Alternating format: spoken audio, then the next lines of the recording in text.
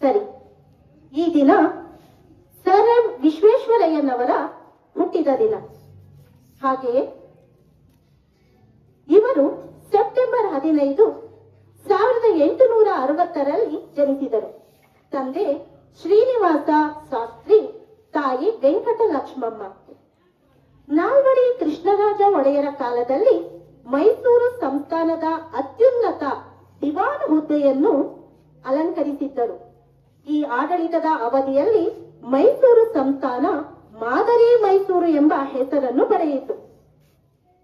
KRS ಎಂದರೆ ಕೃಷ್ಣರಾಜ ಸಾಗರ ಜಲಾಶಯ.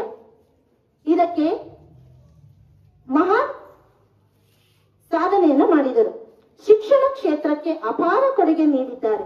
ಮುಖ್ಯವಾಗಿ ಭದ್ರಾವತಿ ಕಬ್ಬಿಣ ಮತ್ತು ಉಕ್ಕಿನ ಕಾರ್ಖಾನೆ ಸ್ಥಾಪಿಸಿದರು. ಹೆಂಚಿನ ಕಾರ್ಖಾನೆ, ಮೂಳೆ, ಗೊಬ್ಬರ, ಸಕ್ಕರೆ, ಮೈಸೂರು ಸ್ಯಾಂಡಲ್ ಸೋಪಿನ ಕಾರ್ಖಾನೆ, ಹೀಗೆ ಅನೇಕ ಕಾರ್ಖಾನೆಗಳು ಇವರ ಕಾಲದಲ್ಲಿ ಜಾರಿಗೆ ಬಂದವು. ಮುಖ್ಯವಾಗಿ ಮೈಸೂರು ಬ್ಯಾಂಕ್ ಸ್ಥಾಪಿಸಿದರು.